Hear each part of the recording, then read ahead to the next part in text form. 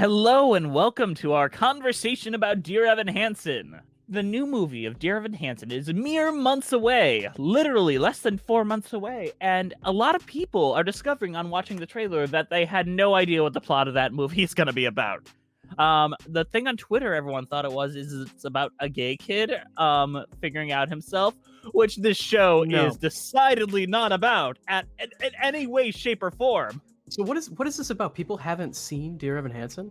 No, I'm willing to bet most people have only listened to the cast album, heard the waving through a window, heard all that. And it's like, it's about a gay kid who's like on the outside always looking in. Is that why everyone thinks that this show is like super good? I can't say that because Ben Brantley saw the show. Like, we know for a fact he saw the show live. So, Okay. And for framing, me and Andrew do not like this show. We recorded an entire podcast a few years ago about how much we hated this show. I mean, you can still go back. I think, honestly, of the earlier episodes we've done, that one still holds up because of the legitimate anger we both have during it. A main reason why a lot of people are kind of nebulous on what this plot is because the show itself, in all its promo materials, is being nebulous about what the plot is. The playbill description literally describes the plot as this. All of his life, Evan Hansen has felt invisible, but when a tragic event shocks the community and thrusts him in the center of a rapidly evolving controversy, Evan is given the opportunity of a lifetime, the chance to be someone else. That's one way to describe it, I guess. It's not, like, inaccurate, though you're but skipping... it's definitely not a representation of what happens in this show at all. I mean, I guess if you were going to summarize it in the most charitable and short way possible, that is a good way to do it. Charitable is the key word there. I like that word. This is going to be a handy reference for you if you want to be like, hey, what is that Dear Evan Hansen about before you go see the movie and give it your hard-earned money. So it opens with Evan Hansen. He's got social anxiety, and his therapist is having him write these letters to himself. Hey, the letters to yourself, little pep talks. Dear Evan Hansen, this is going to be a good day, and here's why. He also, like, prints them out for some reason and, like, carries them around with him. I feel like a normal kid would just write it in the notes app on his phone, since this is, like, an exercise for himself. Or, like, Google Docs and just, like, kind of leave it there. And yeah, like, just keep adding it. He goes into, like, the computer lab and, like, prints them out at school. Let's just say, for a framing device, this is a really thin premise. Like... Yeah, I mean, because it's actually really important that he goes to the school computer lab and prints out the papers. I don't like myself papers. Okay, so at the same time we're setting up Evan, we're setting up another family. It consists of the Murphy parents. We have Connor, we have Zoe. But the most important one we're going to focus on right now is Connor. And how would you describe Connor? Connor is the bully character from Doug. What? I don't know. All I remember about him is that he's mean. He's very mean. And then, spoilers, he dies. He's the bully from Doug. I don't know. So when we get to school, we discover that Evan has a huge crush on Connor's sister, Zoe. And he gets, like, pushed around by Connor a bunch, and Zoe's like, just ignore my brother. He has a cast on this whole time, too, right? Yes, we don't explain that. He does have a cast on, and he wants to try to get people to sign his cast. Now sign my cast, sign my cast, sign my cast. But Evan is not friends with anyone, so he can't get anyone to sign the cast. And therefore, we get more dumb premises later. He had a really rough day at school, so he's like, I'm going to go to the computer lab and write myself a Word document letter about how today was not a good day. And then print it. Very, very rough. Like, no teenager would do this. This feels like such a boomer idea. Like, you got to print it off. You got to print it off, or else you know you did it. What is he gonna hang it on his wall? And then who comes into the computer lab but Connor, who's suddenly acting out of character, relatively decent. Yeah, he's just like, now he's like, I'm not the meanest person ever for some reason. For this one scene. He signs the cast. Like, big across the arm, like CONNOR. Like, which impossible to miss. Which I assume is a jerk move on his part, like he's trying to prevent anyone else from signing it by signing it so large. But it's framed in the musical like, hey, now we'll be like cool buds and all that. Like, the premise of a friendship feels there. However, it is killed when Connor's like, oh yeah, you left your paper here. And he's like, and Connor or Evan has written a little bit about how hot his sister is or something. Like, Oh yeah, of course. Is this about my sister? No, not at all. You wrote this because you knew that I would find it. and then he gets all angry. Connor's like, "What are you saying about my kid sister, man?" And steals the letter and then runs off. And then goes home. He's like, "Man, that was a really bad day." Next day, he's pulled into the principal's office. The Murphys are there. They're like, "Connor killed himself yesterday, and his suicide letter was written to you." Connor, he wanted you to have this. And then we saw dear Evan Hansen. He gave this to you? We didn't know you two were friends. And he could just very easily be like, "Yo, no, Connor didn't write this, I did, and it's kind of a real mistake." But the parents are like, no, this is the last bit of hope we're clinging on to, that he had someone in the end. Here's the point where we pause, and I want to bring up another film that I think handles this premise better. Have you ever seen World's Greatest Dad? I have not. So it's about Robin Williams, who has a very complicated relationship with his son, who is very, very mean and very antagonistic towards everyone, very sexually explicit, not a good kid. And then he comes home and he finds his son has killed himself on accident doing autoerotic asphyxiation. So to save him his son the embarrassment of that, he writes a fake suicide note and hangs him, and then calls the police and says that he committed suicide. And from that, he gets all the attention, all the sympathy, and then you get why he would write, as he's a failed writer, so he writes a fake journal of his son and then gives that out there for people to read, and that gets, like, book deals. There is the tumbling of, like, snowball effect in a way where it's like, the initial intention was good. Yeah. Whereas here, I don't think the initial intention was good in any way.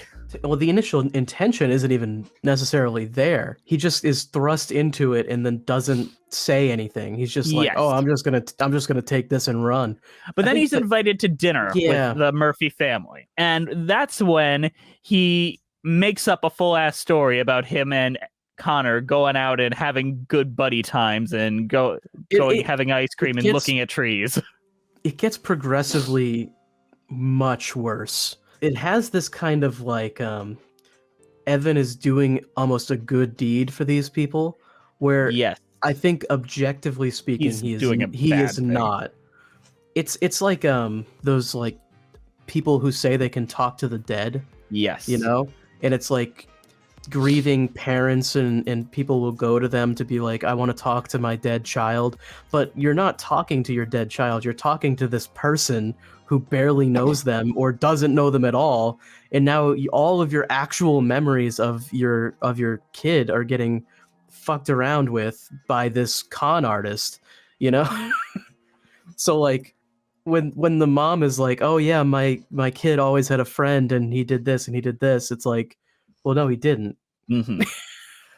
Now we have to talk about one of the worst songs in musical theater history, which is Sincerely Me, where Evan and his frenemy write fake emails from Connor to Evan between each other. And they talk about like how much they were best friends and how much they love trees and shit. But there's also a bunch of gay panic. But I should tell you that I think of you each night.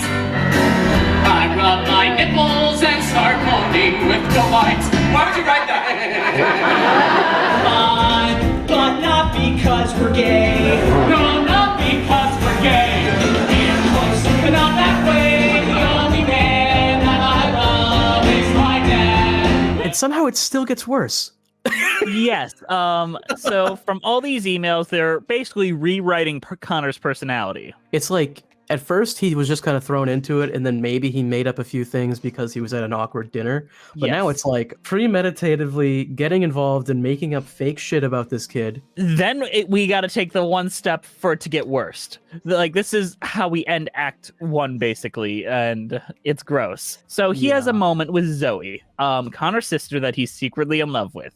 And he makes up all these stories about how Connor loved his sister, resulting in Evan, like, trying to kiss Zoe without consent. What are you doing? That's not. I didn't. It's gross. It's sickening. She's mourning her brother, and you're just taking advantage of that to try to gain sexual favors. Disgusting human being behavior. Disgusting, horrible behavior. It's all been pretty disgusting even up to this point, but now it's just, like, but this is like the a top big line cross, and we're not even at the end of Act 1. So after that, Evan goes home and he's visited by the ghost of Connor. Ooh, that is like, man, you're doing such great things for me. This is so cool. Like, man, you've made it so I'll never disappear and I'll always be remembered. Basically, the ghost of Connor telling Evan, take this even further. Yeah, which I guess you could interpret it as that's really just Evan talking to himself about how he should take it further. But like, I really just want the actual Connor, like, as his conscience to show up and be like, hey, you should fucking stop. You should fucking stop. You know? But the musical brings Connor in as his own like ghost character to have opinions and to reflect. And he comes in and he's like, man, you've made my legacy go on. You got to take this further. And therefore, Evan has the idea for the Connor project on the basis of so many lies. It's Evan just forcing himself into everyone's minds, basically. Speaking of forcing himself into everyone's minds, he's given a speech at the launch of the Connor Project where he sings the most obnoxious song, the most nothing song, the song that is basically a political slogan at this point, You Will Be Found, where it's like, no matter how dark it is, you will be found. But the thing is, Connor was never found. Connor, it basically doesn't exist anymore. Everything about him is now lies, and honestly, no matter what, even if Evan comes clean, I don't think you can fix that. This is the point where it crosses, like, this is framed as an uplifting way to end Act 1. It's not. It's a disgusting, disgusting way to end Act 1. Doesn't it end with Zoe and Evan now are dating as well? Yes, she's like, man, I love you now. We're good. And then she kisses him, and that's how Act 1 ends. And it goes viral, so, like, obviously the world is going to change now. And I kind of understand that they're sort of framing Evan as, like, not the best person, but it's really not enough. The thing is, if he had consequences for his actions, big consequences, maybe that would be better. It turns out Evan's got a mother that really hasn't factored much into this and is now discovering, like, my son had, like, this best friendship that I never knew about and is now the fucking spearhead of this giant project that I also didn't know about. Like, What the hell are you doing? I'm pretty sure you had no friends. You would have mentioned a friend to me. Act 2 is like, this is where they do all the ridiculous social media stuff, which is just terrible. Do. Every time Evan is around Zoe, he wants to just talk about Connor. And Zoe's like, we're in a relationship. I do not want to talk about my dead brother every time we're around each other. Well, yeah, because Evan has built everything on a lie. So without Connor, he has no way into this relationship, So Evan goes to another dinner with the Murphy family to find out, oh no, they've invited his mother to dinner. What? And like all the lies he's been telling the Murphys are being revealed to his mother. Oh no! And at this dinner, they reveal that they're giving Connor's college fund to Evan. We'd like to give Evan the money that we put away for our son so that he can use it to fulfill his dreams, just like he helped Connor fulfill his. If we could do this for Evan. It would be a tremendous gift, Heidi. Oh man, that's so good. I'm sure Evan won't take advantage of that at all. Alana, who we really haven't brought up, she's the one character of color in this, and she just kind of exists to like get the social media thing moving. She's mad at him because there's a lot of inconsistencies between the emails, because of course there are. His frenemy Jared is very mad at him for a bunch of reasons. So his mother and his two other accomplices are all yelling at him and telling him he's an idiot, and that it's a good moment. So after like this really intense discussion with all these people, who shows up to Evan but Connor's ghost?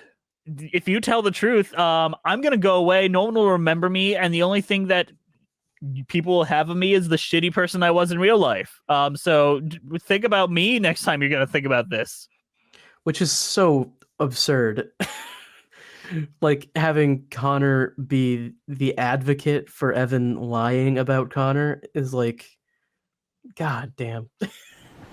How'd you break your arm? How'd you break your arm, Evan? I fell. Really? Is that what happened? Did you fall? Or did you let go? Yes. At some point in the midway through Act 2, we learned that he had a cast on because he tried to commit suicide by jumping out of a tree.